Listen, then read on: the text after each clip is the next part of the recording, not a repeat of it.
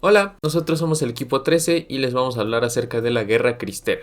La Guerra Cristera fue un conflicto que tuvo lugar en México de 1926 a 1929 y que, como su nombre lo indica, enfrentó a la Iglesia Católica con el Estado mexicano en un movimiento armado. Los principales antecedentes del movimiento tuvieron lugar desde 1895 hasta 1914.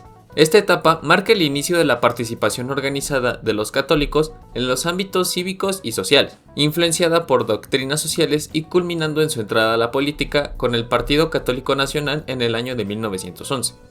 El primer gran antecedente de este movimiento es la encíclica papal Rerum Novarum en el año 1891, mientras León XIII era papa, la cual comenzó a influir en México hasta alrededor de 1895, impulsando un nuevo movimiento católico social. Ya en el siglo XX, sobre todo entre los años 1903 y 1913, se realizaron congresos católicos sociales, el primero de estos en Puebla en 1903. Estos eventos se centraron en temas como la organización de obreros, el problema indígena, la educación y el mejoramiento de las condiciones del trabajador del campo. Todos estos eventos culminarían con la entrada del catolicismo a la política con el Partido Católico Nacional el 3 de mayo de 1911, aprovechando el fin del gobierno de Porfirio Díaz y el imperio de la democracia proclamado por Francisco I. Madero. En las elecciones de 1912, el Partido Católico Nacional demostró una gran fuerza de organización y disciplina, obteniendo excelentes resultados especialmente en estados del centro y occidente como Jalisco y Zacatecas. La fundación de este partido provocaría que se empezara a gestar una rivalidad entre católicos y revolucionarios, y aunque inicialmente había coincidencias en objetivos de justicia social, la rivalidad se profundizó durante la inestabilidad política. La cereza en el pastel sería la Constitución de 1917, la cual, influida por la corriente anticlerical, fue más radical que la de 1857, e incluyó artículos que reglamentaban y restringían la libertad de enseñanza, como el artículo 3, de asociación, de prensa, de conciencia y el derecho de propiedad privada, establecidos en los artículos 5, 24, 27 y 130. El episcopado mexicano protestó colectivamente contra las cláusulas religiosas del artículo 130 en febrero de 1917, y desde ese año hasta 1926 se llevarían a cabo a lo largo y ancho del país protestas católicas organizadas que demostraban el descontento de los creyentes hacia la rigidez que tenían las leyes para con su fe. Esto se remarcó especialmente desde la llegada de Plutarco Elías Calles a la presidencia en 1924, quien estaba firmemente decidido a avanzar hacia la modernización y la secularización total de la vida social para construir un Estado poderoso. En 1925 hubo un intento serio del gobierno de crear una iglesia católica mexicana independiente a Roma, al Vaticano, lo que generó un motín de fieles indignados y condujo a la clausura del Templo de la Soledad por el gobierno para convertirlo en biblioteca pública, aplicando por primera vez el artículo 130.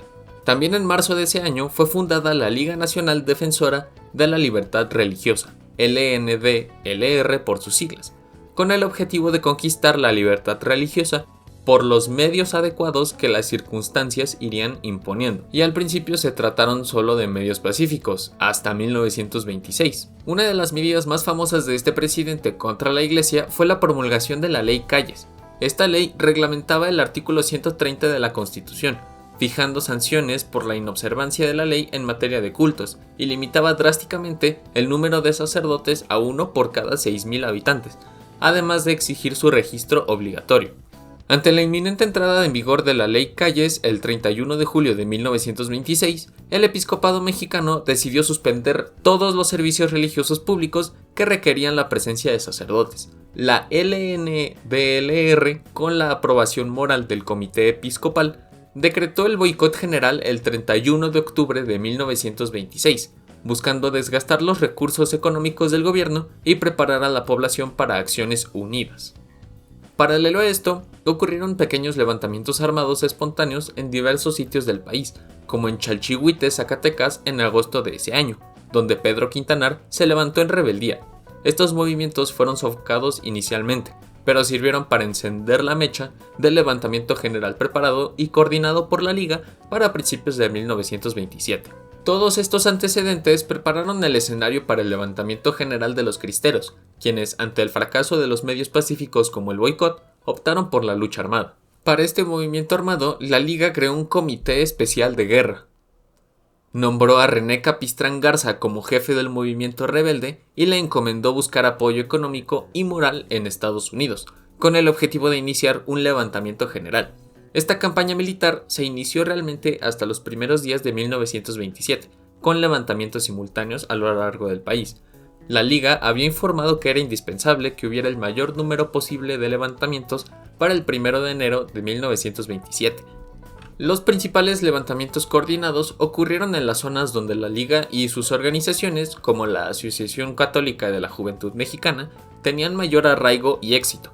En resumen, los levantamientos armados del 1 de enero de 1927, que sumaron aproximadamente 8,000 hombres según informes de la Liga, marcaron la primera etapa formal y generalizada del conflicto cristero, operando principalmente en los estados de Jalisco, Zacatecas, Guanajuato, Colima y Michoacán. El gobierno no se quedó de brazos cruzados, dictó medidas drásticas enviando refuerzos y ordenando acabar brutalmente con los líderes y cabecillas para descabezar el movimiento, valga la redundancia.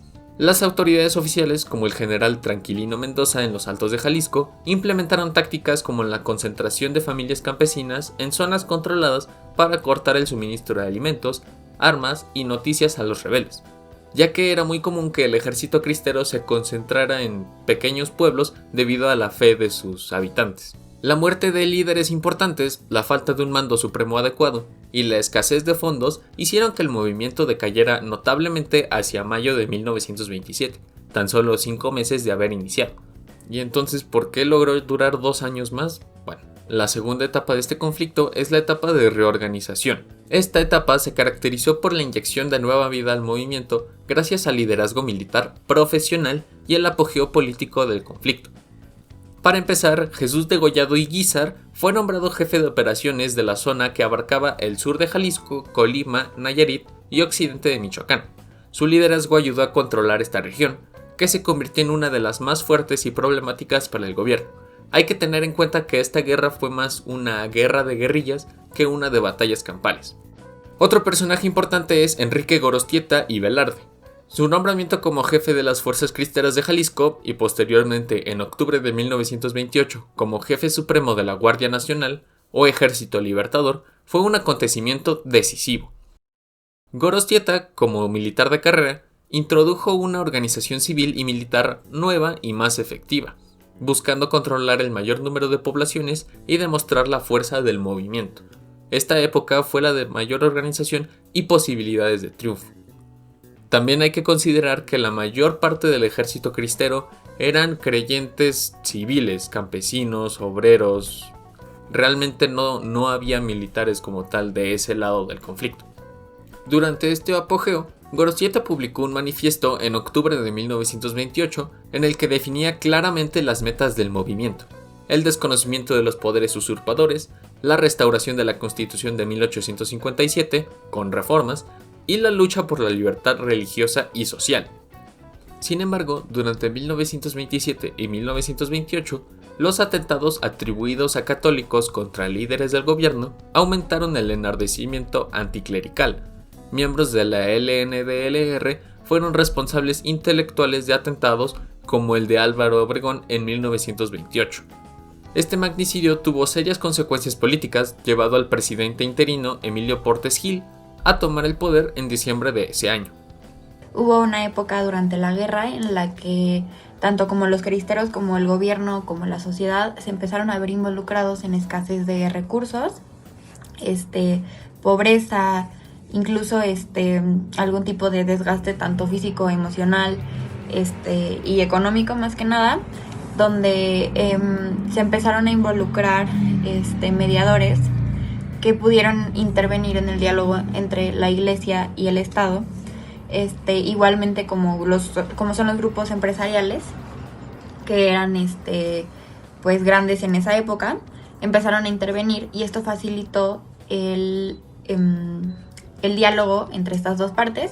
Se formaron los llamados arreglos, que fueron una forma de intervenir en este conflicto, cesando el conflicto armado, dejando de lado las armas y empezando, tal vez no un conflicto como tal, pero un conflicto más pacífico. Cuando hablamos de las consecuencias, nos podemos dar cuenta que tuvieron un gran impacto tanto en el ámbito social como político, ya que hasta la fecha hay cierto tipo de resentimiento entre la Iglesia y el Estado. Esto ha generado obviamente más conflictos a futuro. Igualmente en los asuntos civiles, como es la defunción, el casamiento, todo este tipo como de papeleo, siempre ha estado ya más inclinado a la parte del Estado. Obviamente la Iglesia se involucra, pero no se involucra como se involucra el Estado, obviamente. Y bueno, dejó una huella que impactó a México y que sigue impactando a México, ya que, bueno, especialmente en el occidente, se tuvo que hacer una readaptación en donde la Iglesia no participara tanto como en el Estado. Por último, llegamos a las conclusiones en las que nos podemos dar cuenta que este conflicto resurgió las tensiones que hubo desde siempre en el país entre la Iglesia y el Estado. Esas tensiones que eran profundas y tal vez daban paso a problemas que en ese momento se normalizaban. Esto hizo que se creara el concepto de redefinición social y redefinición como nacional, como país, para poder volver a darle nombre a lo verdaderamente importante del país. Se considera que este conflicto se terminó con fines prácticos y no tanto como sociales ni realmente verdaderos, ya que se culminó obviamente por la violencia que este mismo generaba, pero esto sigue dando pues de qué hablar hasta la fecha y sigue siendo un problema que tal vez en su momento dio paz y volvió a dar libertad de culto, pero que hasta la fecha sigue siendo importante en algunos problemas sociales o problemáticas que se siguen dando hoy. Este conflicto fue además muy importante para México, ya que dio paso a una libertad como nación y a una mejor construcción social de lo que es México. Obviamente también se dio paso a la libertad religiosa y no dejar atrás la lealtad religiosa, pero separándolos de asuntos importantes como lo son el Estado y los derechos humanos. Y pues fue un conflicto que por su gran cantidad de violencia generó heridas profundas en México, y por eso es muy importante que tengamos presente este conflicto, ya que así podemos separar lo que es el Estado de la Iglesia y no volver a repetir el error de juntarlos y de que eso cree en nosotros una idea cerrada de lo que es la libertad y lo que deberían ser los derechos humanos.